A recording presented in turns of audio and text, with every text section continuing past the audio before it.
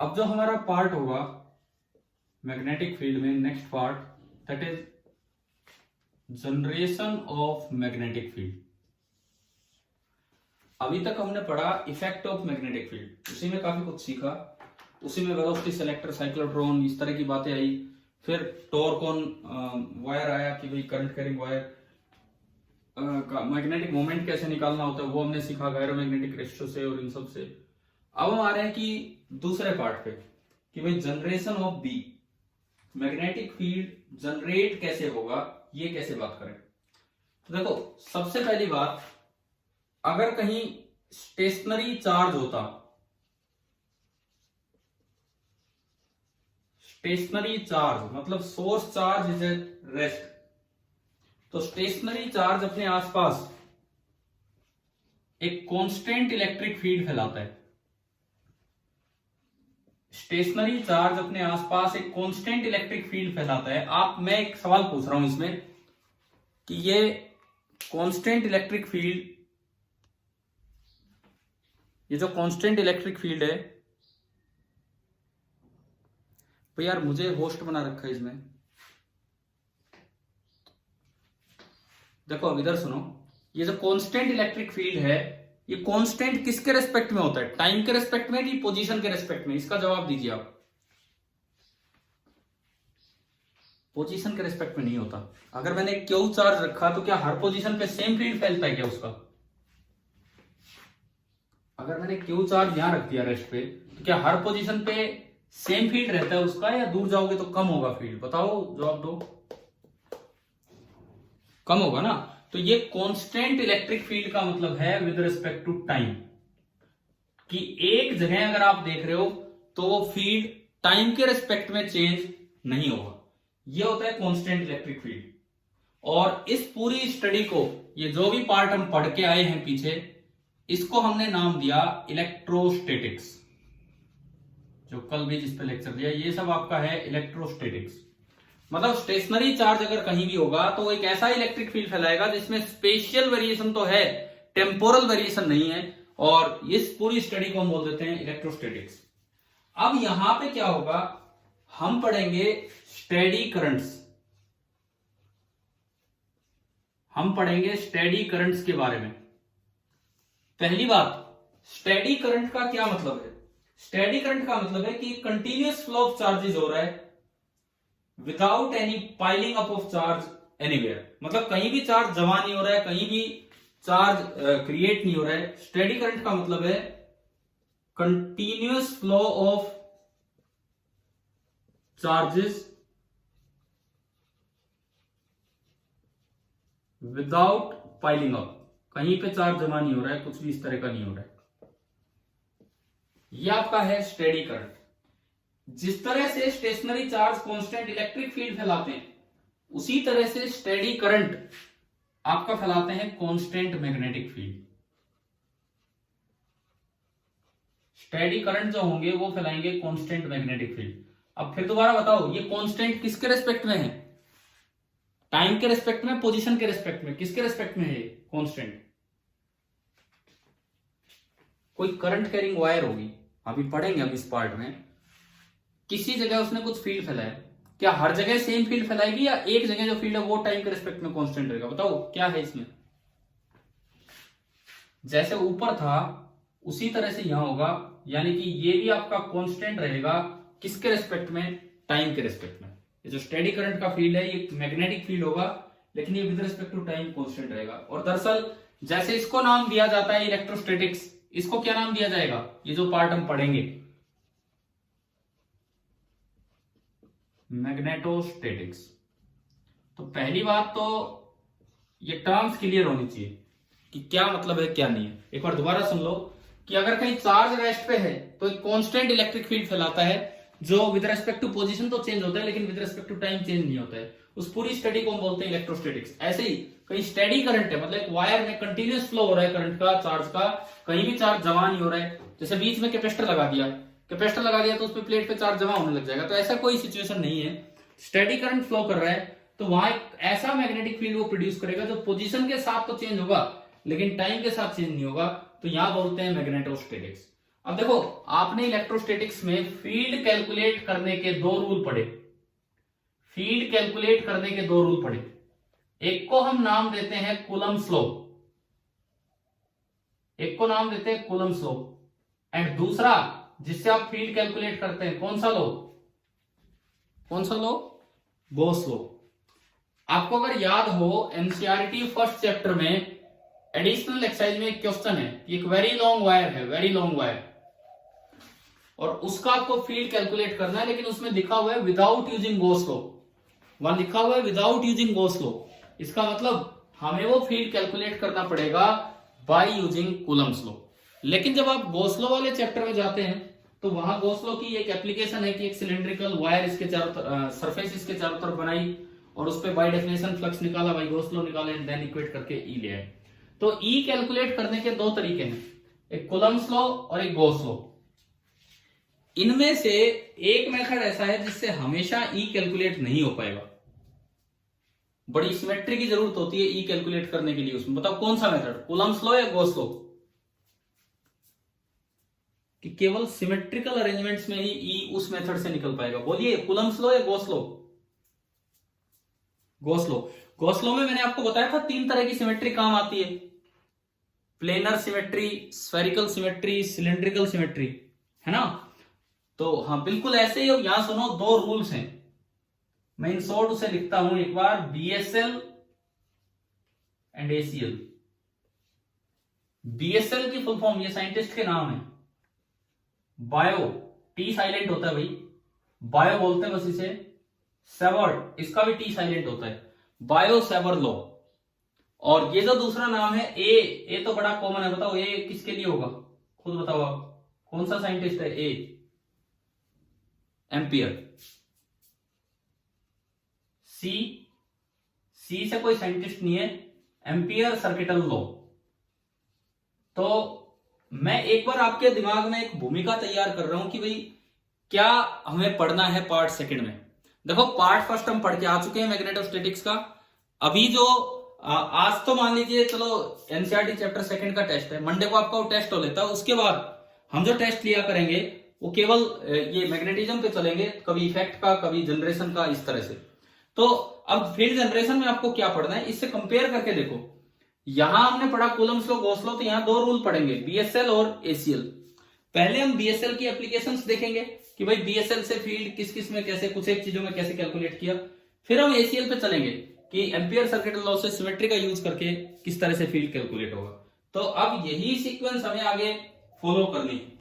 Clear है ना, समझ में आ गया? मान लो एग्जाम में पूछा जाए कहीं कि Biot Savart law is comparable to which law, Coulomb's law और गॉस लॉ, किसका इक्विवेलेंट है ये? Biot Savart law is comparable to which law? बोलो इनमें से, अभी बताया था मैंने। This is equivalent to Coulomb's law and this is equivalent to Gauss law. तो अब बताओ क्या एसीएल से हर सिचुएशन में बी कैलकुलेट हो पाएगा या ओनली सिमेट्रिकल सिचुएशंस में? हाँ, केवल और केवल सिमेट्रिकल सिचुएशंस में बी कैलकुलेट हो पाएगा एसीएल से। तो हम स्टार्ट करते हैं अपना फील्ड जनरेशन वाला काम, और सबसे पहले बीएसएल पे आते हैं। बीएसएल ने हमें एक तरीका बताया कि magnetic field due to current element. तो बीएसएल की तरीके से अगर हम आगे बढ़े तो हम अब जो सीख रहे होंगे दैट इज, कोई प्रूफ नहीं होता इनका, जैसे कूलम्ब्स लॉ का कोई प्रूफ नहीं है, ये एक एक्सपेरिमेंटल लॉ है जो इन्होंने बताया था। Magnetic field due to a current element, magnetic field due to a current element, and rule का नाम है बायो सेवर लॉ। ये जो आपका रूल है this is Biot Savart law, BSL. क्या है बायो सेवर लॉ? देखिए, क्या हम करंट एलिमेंट वर्ड पहली बार पढ़ रहे हैं या एज अ फिजिकल क्वांटिटी हम कभी पढ़ चुके हैं करंट एलिमेंट? बताओ, मुझे तो पता है, आप बताओ क्या हमने करंट एलिमेंट क्या होता है एज अ फिजिकल क्वांटिटी पीछे पढ़ लिया है कि नहीं? बोलो यार।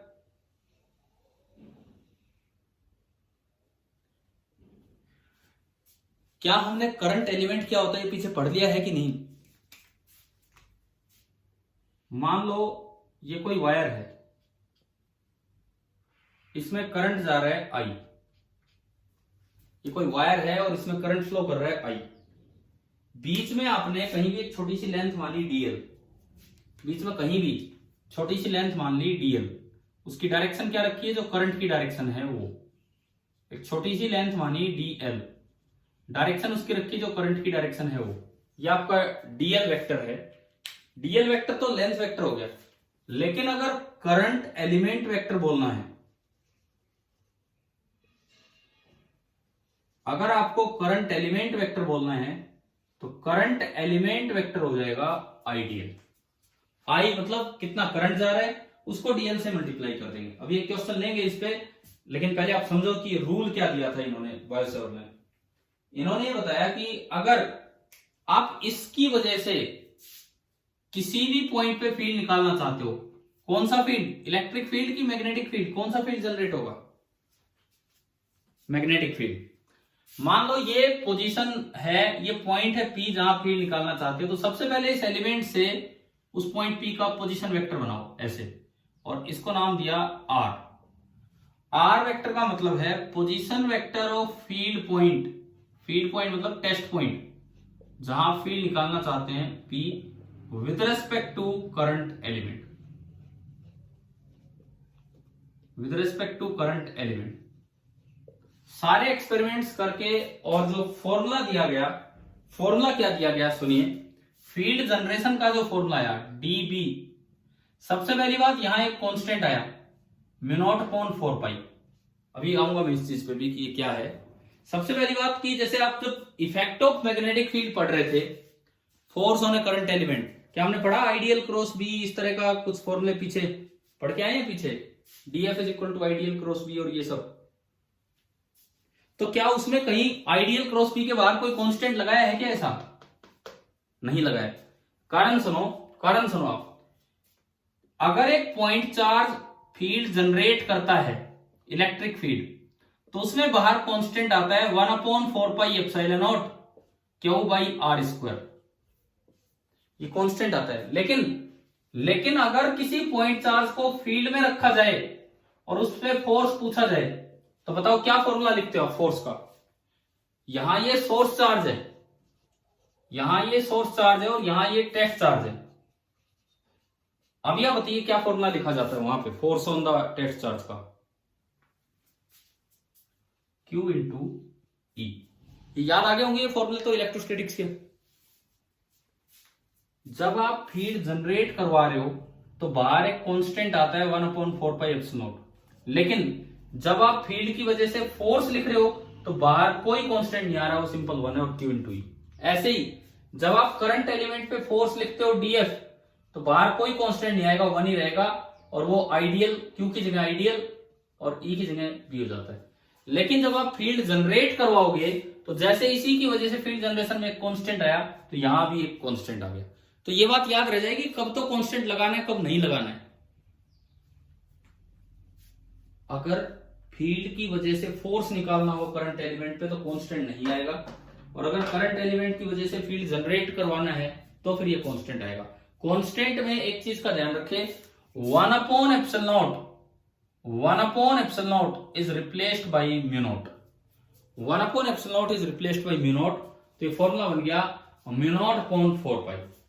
dB is equal to μ0/4π। और इसके अलावा जो आगे बनता है that is Idl vector cross r vector divided by r cube. ये आपका एक एक्सपेरिमेंटली डेराइव्ड फॉर्मूला है Biot Savart law, dB μ0/4π Idl cross r upon r cube. Idl ये करंट एलिमेंट, आर ये पोजीशन वेक्टर और डिवाइडेड बाई आर का magnitude. चलो अब ये बताओ, अगर यहीं पे सवाल बना के पूछ दिया जाए कि dB is proportional to, 4 option. पहला ऑप्शन r², दूसरा ऑप्शन 1/r², तीसरा ऑप्शन r³ एंड चौथा ऑप्शन 1/r³। बताइए कौन सा सही है? हाँ जी बोलो भाई, देख के बोलो। एक बच्चे ने बोला है फोर्थ ऑप्शन, फोर्थ तो गलत है। देखो इतनी से सवालों में मत फंसा करो, फोर्थ तो गलत है क्योंकि एक आर ऊपर भी तो आ रहा है। जब आप इसको खोलेंगे, समझ गए हो, आंसर क्या आएगा, सेकंड ऑप्शन। जब आप इसको खोलेंगे, मान लो ये एंगल थीटा है, सपोज कीजिए ये एंगल थीटा है, तो अगर आप इसको खोलते हैं तो dV is equal to mu not upon 4 pi I dl, एक आर से आर कटेगा, इंटू साइन थीटा, और नीचे बचेगा आर स्क्वायर।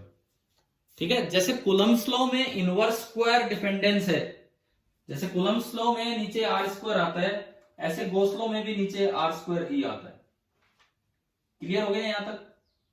ठीक है, अब इसके बाद एक चीज देखो, पहले हम म्यू नॉट के बारे में पढ़ते हैं कि भाई म्यू नॉट क्या है। और एसआई सिस्टम में म्यू नॉट को फिक्स कर रखा है कि एप्सिलॉन नॉट को, क्योंकि ये दोनों एक दूसरे से रिलेटेड है। पहले मैं आपको बताऊं, ये चीज समझिए फिर आगे बढ़ेंगे। म्यू नॉट को बोला जाता है नॉट फॉर वैक्यूम, इसको बोला जाता है एब्सोल्यूट, वहां पे परमिटिविटी वर्ड था, यहां पे परमिएबिलिटी वर्ड यूज किया जाता है। Absolute permeability of free space या vacuum, absolute permeability of free space या वैक्यूम, इसे बोलते हैं हम mu naught. Absolute permeability of free space या वैक्यूम, ये आपका है म्यू नॉट। अब इसमें देखिए इसकी वैल्यू कितनी होती है एसआई यूनिट में, यूनिट क्या होगी उस पर आएंगे अभी। इसकी वैल्यू होती है 4 pi into 10 to power -7 in SI. SI system में जो इसकी वैल्यू है that is 4 pi into 10 power -7। अब ये एसआई में फिक्स कर रखी है वैल्यू या ये कहीं से निकल के आई है, एक सवाल ये है। क्या एसआई सिस्टम ने, एक अच्छा सा सवाल ये बनता है कि क्या एसआई सिस्टम ने म्यू नॉट की वैल्यू फिक्स कर रखी है या ये कहीं से निकल के आई है? क्या जवाब होगा इसका? भाई कुछ कांस्टेंट ऐसे होते हैं जिनकी वैल्यू एसआई ने अपनी तरफ से फिक्स की है, कुछ है उन कांस्टेंट्स की मदद से दूसरी वैल्यू निकलती है।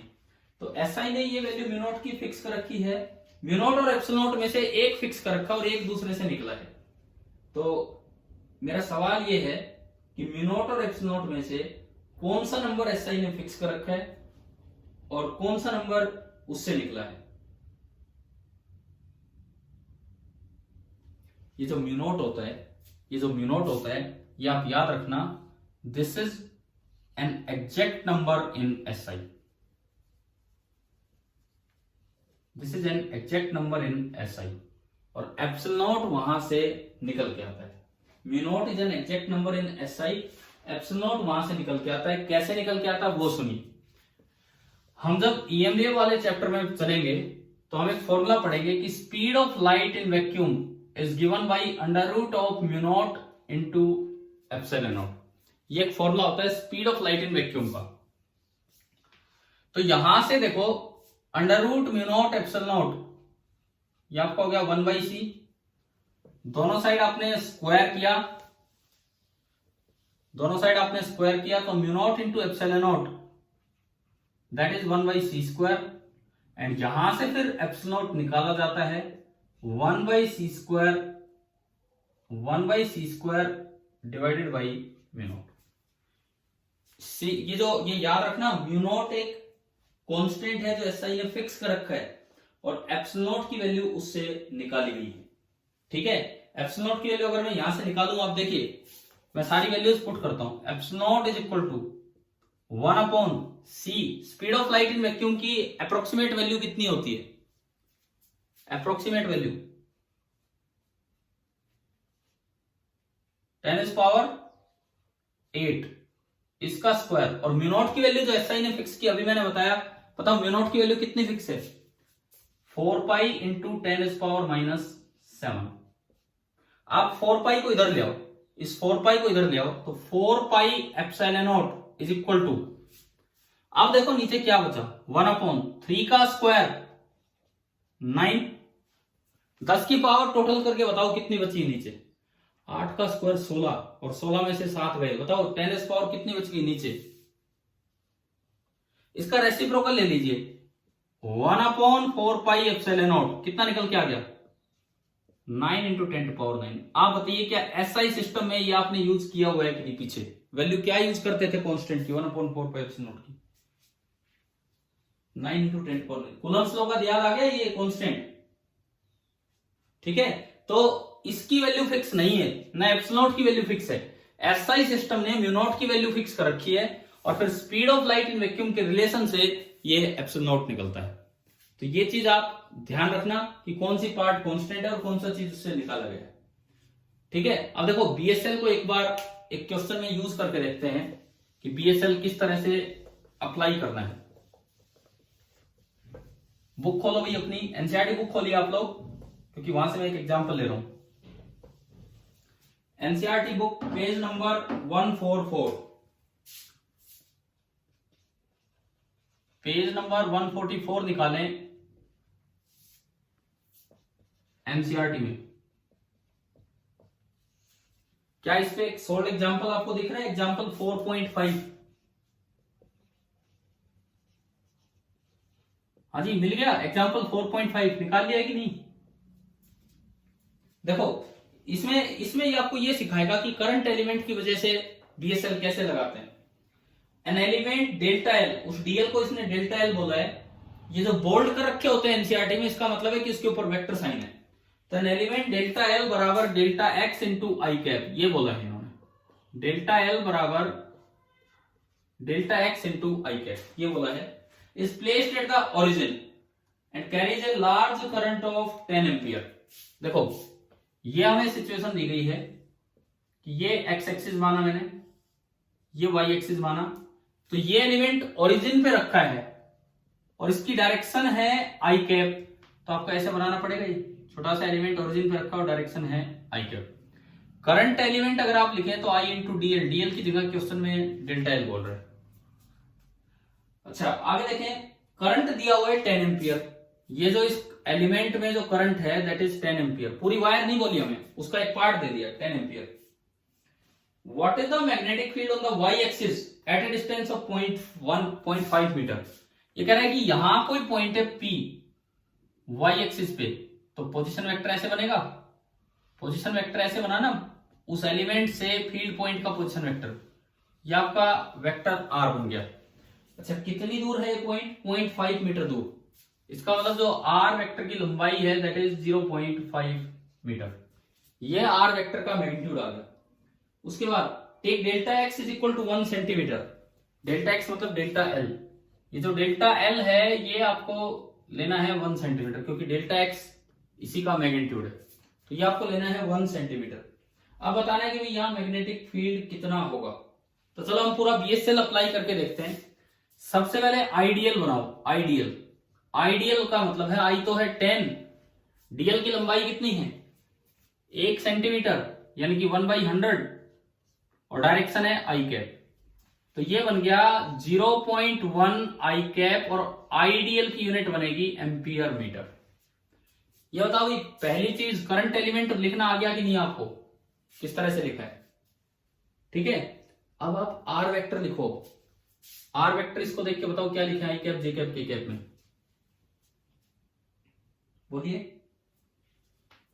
यहां से उसको ज्वाइन करते हो, आर 0.5 जे कैप मीटर, यह आपका हो गया आर वेक्टर। अब आप BSL लगाएंगे कि इसकी वजह से यहां पे फील्ड कितना होगा, इसकी वजह से। तो dB फॉर्मूला है μ0/4π Idl cross R upon R3। देखो इसको dB बोलो चाहे B बोलो, क्यों?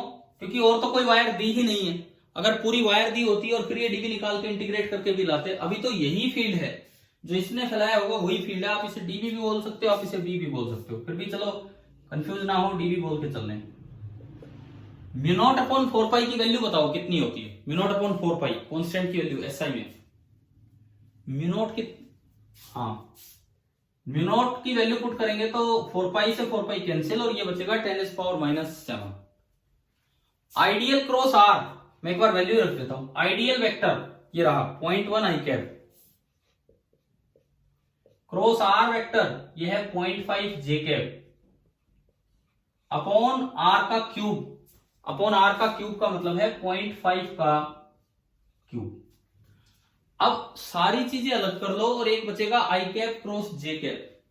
आई कैप क्रॉस जे कैप क्या होता है? आई कैप क्रॉस जे कैप के कैप। के मतलब बाहर। देखो ये एक्स एक्सिस है, ये वाई एक्सिस है, तो जेड बाहर बनेगा। इसका मतलब आई कैप क्रॉस जे कैप ये बाहर आया। वैसे भी देखो आइडियल क्रॉस आर करोगे, आइडियल क्रॉस आर तो बाहर आएगा। तो हमें एक बात तो पता लगी कि यहां जो फील्ड है वो बाहर की तरफ होगा।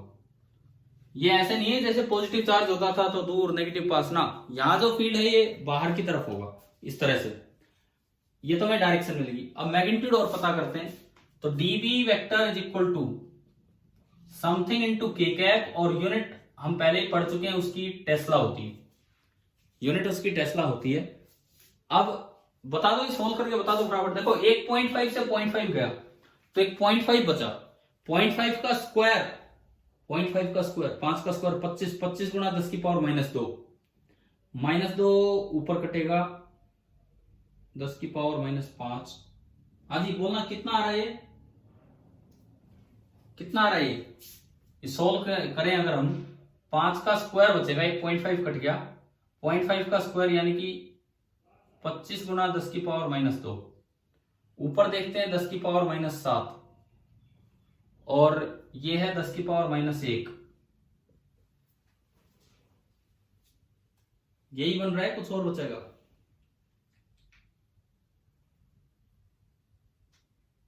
कितना है इसको सोल्व कर लेंगे आप? ये पूरा निकाल लेंगे ना आगे, और बुक में दे रखा होगा वहां पे सोल्व करके। अब आप ये बताओ कि पॉइंट एलिमेंट की वजह से क्या फील्ड निकालना आ गया है कि नहीं आपको? एक एलिमेंट की वजह से फील्ड कैसे निकालते हैं? कोई डाउट है इसमें? बोलिए, इस क्वेश्चन में कोई डाउट है आपको?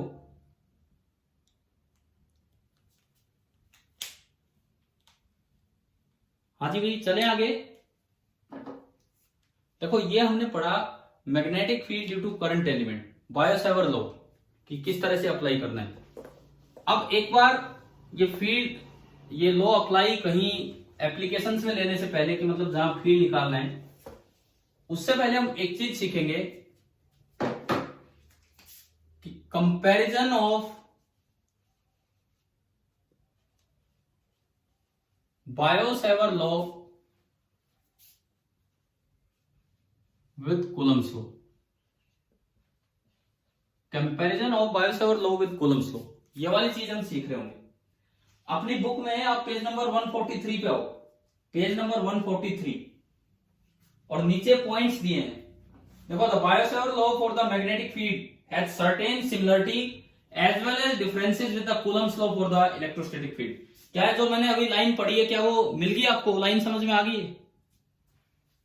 कहां पे मैं बोल रहा हूं? ठीक है, तो देखो सम ऑफ देम आर, पहली property, both are long range. देखो मैं एक तो सिमिलरिटी इकट्ठा करना चाहूंगा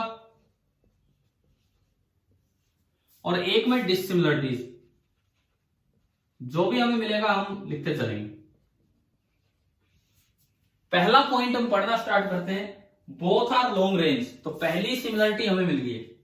सबसे पहली सिमिलरिटी हमें मिली कि दोनों के दोनों फोर्स, दोनों के दोनों लॉज लॉन्ग रेंज है।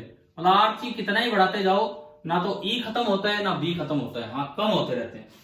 उसके बाद since both depend inversely on the square of distance from the source to the point of interest, क्योंकि दोनों के दोनों आर स्क्वायर पे इनवर्सली डिपेंड करते हैं, सोर्स से लेके और फील्ड पॉइंट तक।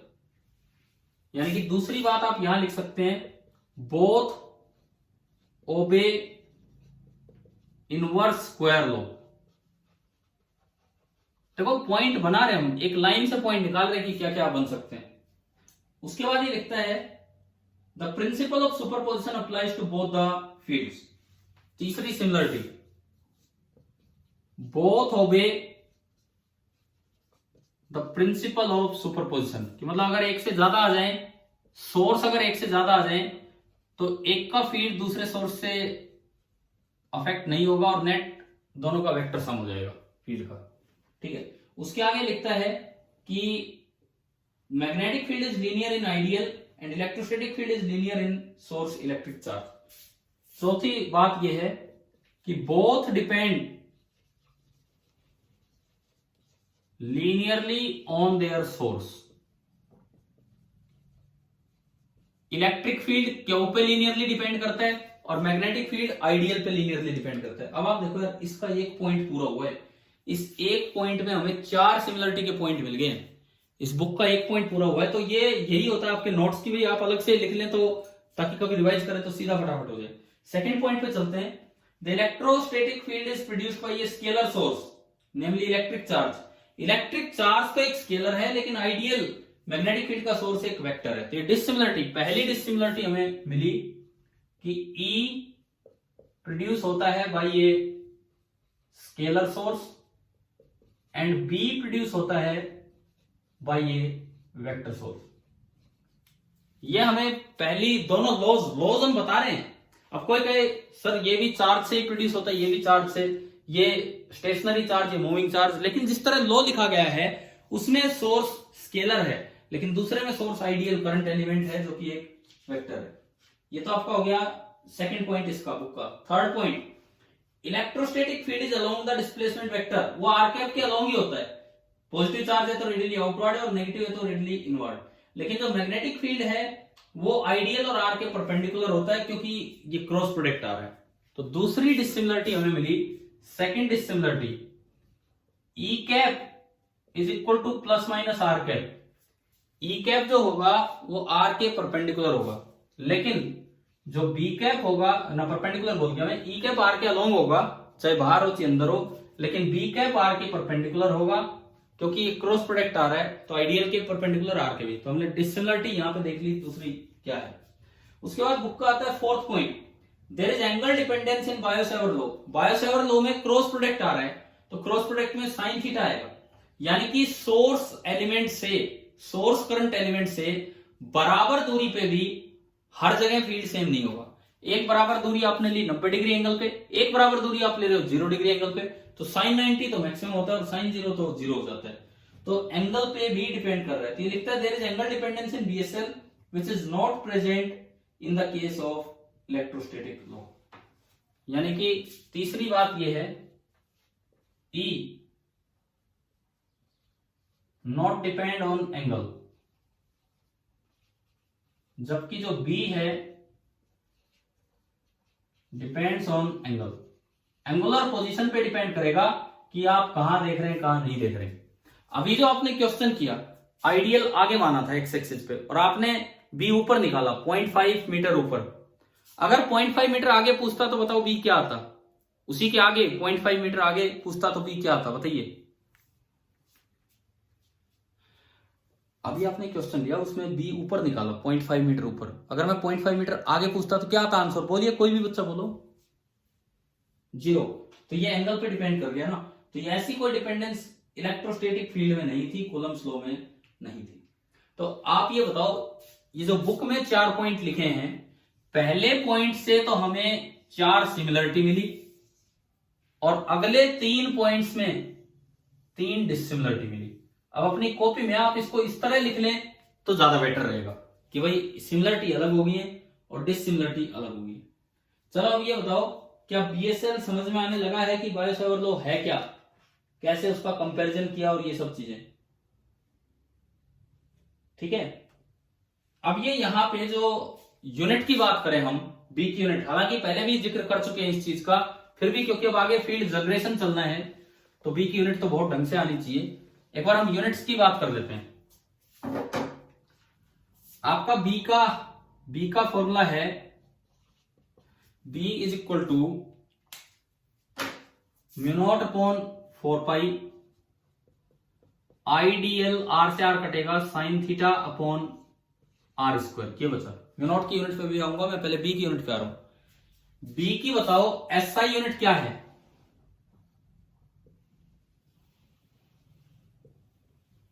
बी की एसआई यूनिट टेस्ला यूज कर चुके हैं तो ठीक है। दूसरी बात, मोर कॉमनली यूज्ड यूनिट कौन सी है, सीजीएस है वैसे वो, गॉस। मोर कॉमनली यूज्ड, जो कि पहले यार सीजीएस सिस्टम ही ज्यादा चलता था, दैट इज 1 गॉस। एक गॉस और टेस्ला में क्या रिलेशन होता है, 1 टेस्ला इज 10⁻⁴ गॉस।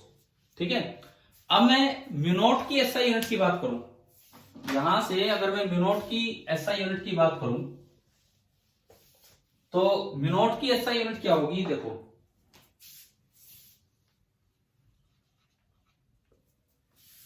बी की टेस्ला इंटू, बताओ क्या जाना ऊपर, मीटर स्क्वायर जाना है कि मीटर जाना है ना, मीटर जाना है। डीएल भी तो है ऊपर, डीएल, डीएल एक लेंथ है, लेंथ की यूनिट मीटर होगी, मीटर से मीटर कटेगा तो एक मीटर बचेगा, तो ऊपर ओनली क्या जाएगा, टेस्ला मीटर। और बताइए और क्या बचा बी की यूनिट, मिनोट की यूनिट बनाने में, बोलो। हाँ, एम्पियर नीचे गया तो एम्पियर इनवर्स, बस साइन थीटा की तो कोई यूनिट होती नहीं है। तो ये हो गई है इसकी यूनिट, बी की यूनिट ये हमने निकाल ली, सॉरी मिनोट की यूनिट ये होती है एसआई यूनिट। आगे चल के एक न्यूटन की टर्म्स में भी एसआई यूनिट निकालेंगे बी की, इसकी मिनोट की, लेकिन वो आगे एक टॉपिक में आने के बाद। चलो अब हम ये जो बीएसएल पढ़ा है कुछ इसको अप्लाई करते हैं कहीं पे, बीएसएल को अप्लाई करना सीखते हैं, कैसे होगा देखते हैं। क्योंकि अभी तक तो मैंने केवल एक करंट एलिमेंट माना और उसकी वजह से बस एक न्यूमेरिकल जो एनसीईआरटी का था वो आपको बता दिया कि कैसे क्या होना है।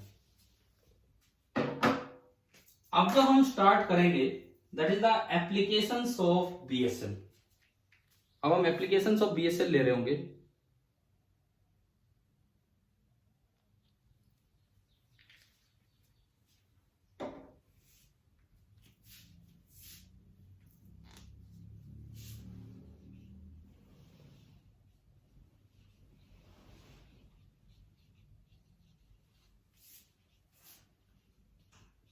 एप्लीकेशंस ऑफ बीएसएल ये हम देखते हैं।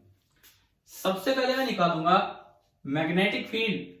अब हम केवल फील्ड जनरेशन पढ़ेंगे अगले 2 दिन, मतलब ये सारा काम। Magnetic field due to a circular current carrying wire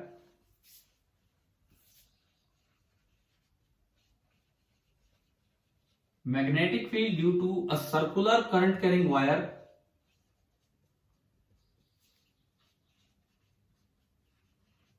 at its center। magnetic field due to a circular current carrying wire at its center, यह हमें देखना है। सपोज ये कोई एक सर्कुलर करंट कैरिंग वायर है और इसमें करंट फ्लो कर रहा है आई, इसमें जो करंट फ्लो कर रहा है वो इस तरह से फ्लो कर रहा है आई। इस सर्कल का रेडियस है आर और मुझे इसके सेंटर पे फील्ड निकालना है कि क्या होगा। पहली बात, आपको बीएसएल कहता है कि एक करंट एलिमेंट मानो, जहां मानना है वहां मानो। सपोज कीजिए मैंने करंट एलिमेंट यहां मान लिया तो टेंजेंशियल होगा। सर्कुलर में तो छोटा सा एलिमेंट, छोटी सी लेंथ जो होगी वो इसके टेंजेंशियल होगी, और ये आपने लिखा आई इंटू डीएल, डीएल उसकी लेंथ है। पहला काम हो गया। फील्ड पॉइंट है सेंटर। अगला काम आर वेक्टर बनाओ। आर वेक्टर बनाओ, कैसे बनेगा, सेंटर से इसको ज्वाइन करें या इससे सेंटर को ज्वाइन करें, बताइए उसके एरो कैसे बनेगा आर वेक्टर का, बोलो आर वेक्टर कैसे बनाऊं, कैसे बनाए। सोर्स से फील्ड पॉइंट को ज्वाइन करना है, तो सोर्स से फील्ड पॉइंट को ज्वाइन करना है, तो ये आपका बना वेक्टर आर। इन दोनों के बीच का एंगल हमें दिख ही रहा है पहले ही 90 डिग्री। अब मैंने डीबी लिखा, डीबी वेक्टर फॉर्म में mu upon 4 pi, vector form में I dl cross R divided by R cube, I dl cross R divided by R cube. पहले तो इसकी डायरेक्शन निकाल लो, बोले भाई इसकी डायरेक्शन या तो आउटवर्ड या इनवर्ड। आइडियल क्रॉस आर देख के बताओ, क्योंकि आइडियल और आर के तो परपेंडिकुलर होनी है वो, outward. Right hand thumb rule आपने लगाया, आइडियल से आर की तरफ हाथ घुमाया तो आउटवर्ड। तो ये जो डीबी आ रही है ये आउटवर्ड है, डॉट लगा दिया मैंने। अब मैं बात करता हूं इसका मैग्नीट्यूड कितना होगा, mu naught upon 4 pi Idl into r into sine of angle कितना इन दोनों के बीच का, आइडियल और आर के बीच का 90 degree, divided by R cube. Sine 91 एक आर से कार गया तो डीबी आया mu not upon 4 pi I dl, एक आर से आर गया, और जो एक नीचे आर बचा उस आर की लंबाई कितनी है? क्या मैं आर को रेडियस लिख सकता हूं? क्या स्मॉल आर को रेडियस के बराबर लिख सकते हैं कि नहीं? बताओ। लिख सकते हैं, यही तो है, इस सर्कल का रेडियस ये, तो ये नीचे बचा आर स्क्वायर और डायरेक्शन आ गई आउटवर्ड। ये तो डीबी आया। डीबी से वी निकालने के लिए, पूरा वी निकालने के लिए मुझे इंटीग्रेट करना पड़ेगा। देखो एक बात आपको बता दूं, ये ऐसे सर्कल में करंट फ्लो नहीं करता है। एक्चुअली में क्या होगा, एक्चुअल में ये सिचुएशन होगी कि कहीं ये कट होगा और नीचे कहीं बैटरी लगा रखी होगी। समझ गए हो ये करंट कैसे? अच्छा, ऐसे करंट दिखाया हमने तो ये बैटरी ऐसे लगी होगी। अब ये करंट यूं आया होगा और यूं जाके और यूं जाके, यूं ऑलमोस्ट ये सर्कल पूरा होता है। इस तरीके से ऑलमोस्ट ये सर्कल पूरा होता है। अब डीबी से वी निकालना है तो इंटीग्रेट करेंगे, लेकिन वी एक वेक्टर क्वांटिटी है। वेक्टर में इंटीग्रेशन से पहले आपको यह देखना होता है कि क्या सभी डीबी सेम डायरेक्शन में है कि नहीं। कुछ याद आ रहा है इलेक्ट्रिक फील्ड में भी जब हम इंटीग्रेट करते थे रिंग वाले क्वेश्चंस में, रिंग वाले डेरिवेशन में, तो पहले एक डीई लिखा, फिर नीचे आके डायमेट्रिकल अपोजिट पॉइंट पे आके एक दूसरा डीई लिखा। दोनों डीई की डायरेक्शन अपोजिट थी तो हमें कंपोनेंट करने पड़ते थे, आगे वाले कंपोनेंट ऐड हो जाते थे, ऊपर नीचे वाले कैंसिल। तो इंटीग्रल ई जो था वो इंटीग्रल डी कोस थीटा बना था, ना कि डी। तो यहां चेक करो, एक डायमेट्रिकली अपोजिट पॉइंट लो, एक डायमेट्रिकली अपोजिट पॉइंट लो, उसके लिए आइडियल देखो, उसके लिए आर देखो, और बताओ उसके लिए डीबी अंदर आ रहा है कि बाहर आ रहा है?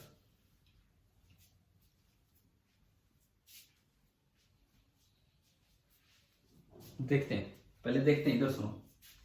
आइडियल किधर बनेगा? अगर मैं यहां देखूं तो आइडियल किधर बनेगा, ऊपर या नीचे? नीचे। ये मैंने बोल दिया आइडियल डैश, आइडियल डैश, उससे तो अलग। आर कैसे बनेगा इसका? इससे उसको ज्वाइन करोगे, इसको मैंने बोल दिया आर डैश, एंगल वही है, मैग्नीट्यूड सेम आना है। डायरेक्शन बताओ। अब आप राइट हैंड थंब रूल लगा के दिखाओ, इसमें लगा के देखो, मुझे तो कैसे दिखाओगे आप? आइडियल क्रॉस आर इसमें करके दिखाओ, देखो कि बाहर आ रहा है कि अंदर आ रहा है। हाँ, बाहर ही आएगा। आइडियल क्रॉस आर, दो डायमेट्रिकली अपोजिट पॉइंट लेके देखे, दोनों बाहर आ गया। कोई भी पॉइंट लोगे सारे बाहर आएंगे। तो all the dB vectors, all the dB vectors are along the same direction। सारे dB वेक्टर सेम डायरेक्शन में हैं, सारे dB वेक्टर सेम डायरेक्शन में हैं। तो इसका ये मतलब है कि आप डायरेक्ट ऐड कर सकते हो। तो जो B बनेगा, B एट द सेंटर जो बनेगा, आप सीधा लिख सकते हो integral dB। B at the centre आप सीधा लिख सकते हैं इंटीग्रल dB। और इंटीग्रल dB में जब आप वैल्यू पुट करेंगे तो mu not upon 4 pi constant, I भी कांस्टेंट, क्योंकि हर स्टेडी करंट का यही तो फायदा है। स्टेडी करंट का ये फायदा कि एक लूप में, एक वायर में अगर यहां करंट आई है तो उस वक्त यहां भी करंट आई होगा, हर जगह आई होगा। रेडियस भी कांस्टेंट, हर एलिमेंट के लिए डिस्टेंस सेम है। तो देखो जब आप ये रखोगे तो mu not I upon 4 pi R square constant, और अंदर क्या बचा? Only dl, only integral dl. Integral dl कितना होगा बताइए इस लूप के लिए? 2 पाई आर, इस लूप की टोटल लंबाई 2 पाई आर। तो इंटीग्रल डीएल मैंने रखा 2 पाई आर, तो ये आपका हो गया mu not I upon 4 pi R square into 2 pi R. एक आर से एक आर कैंसिल, पाई से पाई कैंसिल, 2 से 2 कैंसिल। तो बी एट द सेंटर का फॉर्मूला आ गया mu not I upon 2 R. ये एक सीधा फॉर्मूला आया कि करंट कैरिंग कॉइल के सेंटर पे जो फील्ड होगा वो mu not I upon 2 R होगा। और फिलहाल इस केस में वो करंट आ रहा है बाहर, इस केस में करंट आ रहा है बाहर। अब इसको एक जनरल रिजल्ट की तरह कैसे याद रखेंगे वो सुनो। पहली बात, क्या आपको ये प्रूफ समझ में आ गया है कि नहीं? हाँ भाई, प्रूफ क्लियर है सभी को? ठीक है। अब देखो इसको जनरल रिजल्ट की तरह कैसे याद रखेंगे, अब मैं उस चीज पे चलता हूं। आपको बार बार क्रॉस प्रोटेक्ट करने की जरूरत नहीं पड़ेगी। एक आसान सा तरीका कि कैसे हम याद रखें। अगर कोई सर्कुलर वायर है, एक मैंने यूं मान ली, एक मैंने यूं मान ली, दो अलग अलग केस में ले रहा हूं। आर इसका रेडियस है, आर इसका भी रेडियस है। दोनों में करंट आई है, नंबर ऑफ टर्न्स, अभी तक तो मैं एक ही टर्न मान रहा था, अब n टर्न्स है। अब n को इंटीजर होना जरूरी नहीं है इस केस में, ये सेंटर ऑफ द सर्कल पे जब आप निकालते हो तो n 3.5 टर्न, 4.25 टर्न, कुछ भी हो सकता है, आधा टर्न, कुछ भी हो सकता है, n इंटीजर होना जरूरी नहीं है। नंबर ऑफ टर्न्स हमने मान लिए n है, नंबर ऑफ टर्न्स आपके n है। तो अब देखो आप, यहां जो b होगा, b एट द सेंटर, सीधा लिखा जाएगा म्यू ni बाई 2r। अगर एक टर्न होता तो mu i by 2r, n turns है तो n से मल्टीप्लाई कर दो। यहां भी जो b एट द सेंटर होगा म्यू ni बाई 2r, ये होगा। डायरेक्शन की बात करें तो आपको राइट हैंड थंब रूल बार बार क्रॉस प्रोडक्ट करने की जरूरत नहीं, डायरेक्ट याद रखो। राइट हैंड को देखो, इसमें डायरेक्शन क्या आई, इसमें सेंटर पे डायरेक्शन क्या आ रही है, आउटवर्ड की इनवर्ड, आउटवर्ड। तो एक सीधा तरीका याद करने का, जिस तरह से करंट घूम रहे हैं सर्कल में, राइट हैंड की उंगलियों को उस तरह से कर्ल कीजिए, अंगूठा परपेंडिकुलर लेते हुए, अंगूठा आपको बी की डायरेक्शन देगा एट द सेंटर। तो एट द सेंटर बी, यहां तो हो गया आउटवर्ड, उसमें बताओ कैसे बन रहा है अंगूठा, क्यों घुमाने पे। हाँ, ये कोई राइट हैंड थंब रूल नहीं है वो वाला क्रॉस प्रोडक्ट वाला, लेकिन बस ये एक आसान तरीका आ गया। और यहां ये आया इनवर्ट, बोल इसको भी राइट हैंड थंब रूल ही देते हैं, क्योंकि राइट हैंड का यूज कर रहे हो, थंब का यूज कर रहे हो, लेकिन वो वेक्टर वाला अलग था, परंतु इसमें आपने ये निकाल लिया। अच्छा, दूसरी बात, अंदर फील्ड जो सेंटर पे डायरेक्शन होगी वही अंदर वाले सब पॉइंट्स पे डायरेक्शन होगी। इस लूप के अंदर अगर आपको फील्ड की डायरेक्शन देखनी है, इस लूप के अंदर अगर आपको फील्ड की डायरेक्शन देखनी है, तो जो सेंटर पे फील्ड की डायरेक्शन होगी वही अंदर हर पॉइंट पे फील्ड की डायरेक्शन होगी। यानी कि यहां अंदर हर जगह dot dot dot dot dot, यहां अंदर हर जगह cross cross cross cross cross. तीसरी बात, जो डायरेक्शन फील्ड की लूप के अंदर होती है उससे अपोजिट डायरेक्शन फील्ड की लूप से बाहर होती है। तो अगर यहां डॉट लगे तो इस करंट की वजह से बाहर जो फील्ड होगा वो कैसे होगा, क्रॉस। वहां अंदर क्रॉस लगे हैं तो बाहर क्या लग जाएंगे, डॉट। अब बताओ क्या सारी डायरेक्शन समझ में आ गई, कैसे निकाली हमने। हाँ जी बोलिए, डायरेक्शन क्लियर है कि करंट कैरिंग लूप की वजह से अंदर या बाहर कैसे फील्ड निकालना होता है। ठीक है, ऐसा क्यों हो रहा है, क्योंकि magnetic field line close loops होती है, वो यूं बनेगी, इसके चारों तरफ फील्ड लाइन यूं बनेगी, इसके चारों तरफ फील्ड लाइन यूं बनेगी। अब यहां डॉट है तो इसका मतलब यहां से लाइन बाहर निकल रही है, तो यहां से लाइन बाहर निकलेगी तो बाहर से लाइन अंदर जाएगी, यहां से लाइन बाहर निकल रही तो बाहर से लाइन अंदर जाएगी, इसलिए वो क्रॉस है। इसमें उल्टा है, देखो आप, इसमें उल्टा है, इसमें क्या हो रहा है कि यहाँ क्रॉस है, मतलब यहां से लाइन अंदर जा रही है तो इसके पीछे से लाइन बाहर निकल के आएगी, तो ये इसके चारों तरफ इस तरह की सर्कुलेटिंग मैग्नेटिक फील्ड लाइंस भी बन जाएंगी। अब यह बताओ कि आपको एक सर्कुलर वायर के सेंटर पे फील्ड निकालना आ गया, बीएसएल से कैसे निकाला हमने। ठीक है, फॉर्मूला हो गया म्यू ni बाई 2r। एक क्वेश्चन लेते हैं, बस इस क्लास का एक फिनिशिंग काम, टाइम भी हो जाएगा आपका।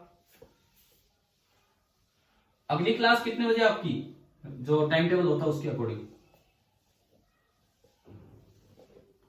अच्छा ठीक है,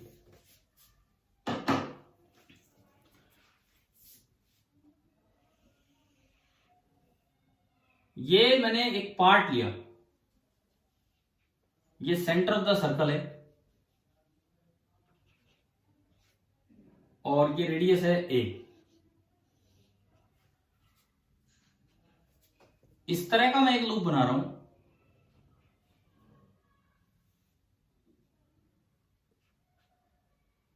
और ये करंट घूम रहा है I। मान लो इसको नाम दूं PQRS, इस लूप को मैंने नाम दिया PQRS, और ये जो पार्ट है ये है B रेडियस का। सेंटर पे एंगल दिया गया है मुझे थीटा। अब आपको ये निकालना है, find magnetic field at centre, ये आपको निकालना है। अभी जो पढ़ा उसकी मदद से, आज की क्लास में जो पढ़ा उसकी मदद से, magnetic field at the centre. चलो पार्ट बाय पार्ट, क्योंकि हमने एक सिमिलरिटी में पढ़ा था कि सुपरपोजिशन प्रिंसिपल वैलिड है, तो चारों का फील्ड निकालो, एक एक करके फील्ड निकाल दो, फिर उनका वेक्टर सम कर दो। यही है सुपरपोजिशन प्रिंसिपल, कि एक का फील्ड दूसरे से अफेक्ट नहीं होगा। तो हम स्टार्ट करते हैं इसमें ये काम, फील्ड निकालने वाला काम। देखो मैं आपसे पूछूंगा, आप बताते चलेंगे। मैंने जस्ट पार्टिसिपेंट वाली लिस्ट निकाली है। गर्वित, आपका नाम सबसे पहले आ रहा है, आप बोलिए पी क्यू की वजह से सी पे फील्ड अंदर होगा कि बाहर होगा? पी क्यू की वजह से सी पे फील्ड, पी क्यू लूप के लिए सी पॉइंट सर्कल के अंदर है या सर्कल से बाहर है? अंदर है, क्योंकि अगर ये सर्कल पूरा होता तो अंदर है। यूं करंट घूम रहा है, पीक्यू में यूं करंट घूम रहा है, तो बताओ सी पे मैग्नेटिक फील्ड अंदर होगा कि बाहर होगा? अंदर ही होगा। बी एट 1, ये मैं सबसे पहले लिख रहा हूं due to P Q at point C. Circle के सेंटर पे फॉर्मूला मैंने लिख दिया mu not N I by 2r। आप चलिए फॉर्मूला लगाओ, म्यू नॉट तो पड़ा रहने दो। नंबर ऑफ टर्न्स बताओ, पी क्यू में कितने टर्न है? क्या एक टर्न पूरा है? क्या पी क्यू में एक टर्न पूरा है क्या? बोलो बोलो यार, जवाब दो। क्या पी क्यू में एक टर्न पूरा है? नंबर ऑफ टर्न्स नहीं है। तो एन बोलिए, एन कितना लिखूं मैं, कैसे लिखूं, कितने टर्न्स हैं ये? कैसे देखें इस एन को? आधा भी नहीं है ये तो, ये तो आधा भी नहीं दिख रहा। एंगल से बताओ, अगर ये एंगल थीटा है तो ये टर्न्स कितने हैं?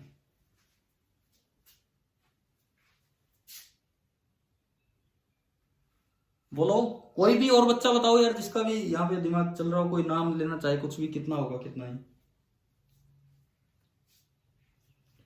नंबर ऑफ टर्न्स कितने होंगे बोलिए। हाँ जी, हिमांशी, हिमांशी डॉक्टर ऑफ विनोद यादव, जवाब दे रहे हो क्या? अरे कोई तो बोलो, कितने टर्न्स होंगे? या आप म्यूट कर रखे हैं क्या? देखो, कोई भी बच्चा एक बार जवाब दे कि नंबर ऑफ टर्न्स कैसे लिखे हम। गर्वित, आवाज आ रही है गर्वित?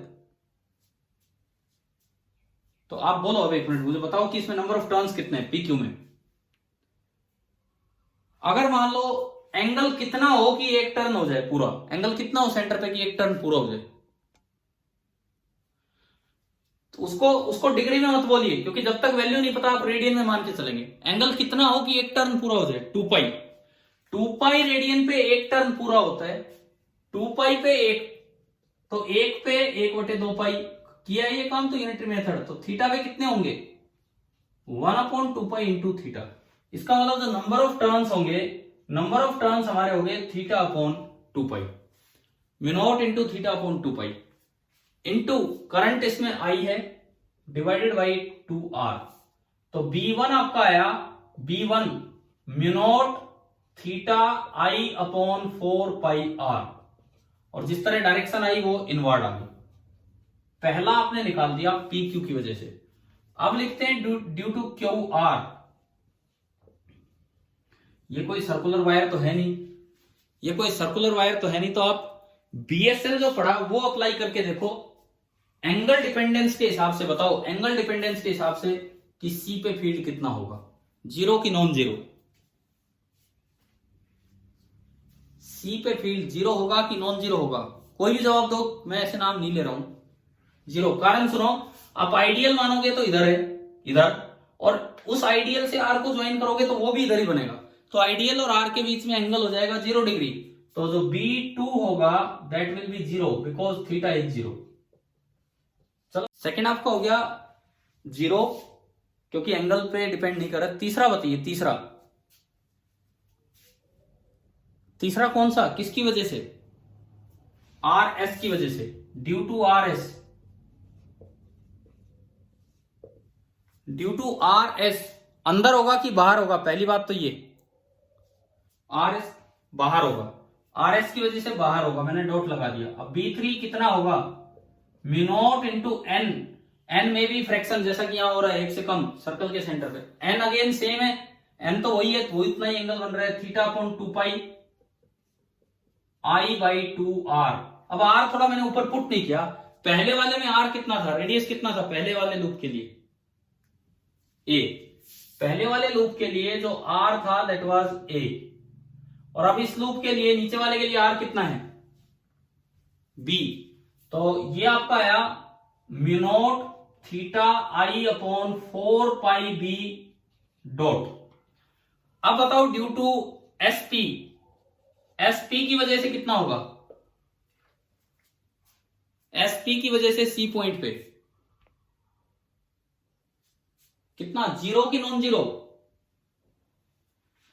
एसपी में आइडियल इधर बनेगा, और जब आप उस आइडियल से आर को ज्वाइन करोगे वो नीचे बनेगा, तो आइडियल और आर के बीच का एंगल हो जाएगा 90 डिग्री। आइडियल और आर के बीच का एंगल आपका हो जाएगा 90 डिग्री, ना sorry 180 degree. Sine 180 degree zero होता है, तो ड्यू टू एसपी बी जो B4 होगा वो जीरो हो गया। यहां पे एंगल 0 डिग्री बन रहा था, तो एंगल डिपेंडेंस से हमने सीधा लिखा और यहाँ पे 180 डिग्री। अब बताओ ये दोनों समझ में आ गए, ये दोनों B2 B4,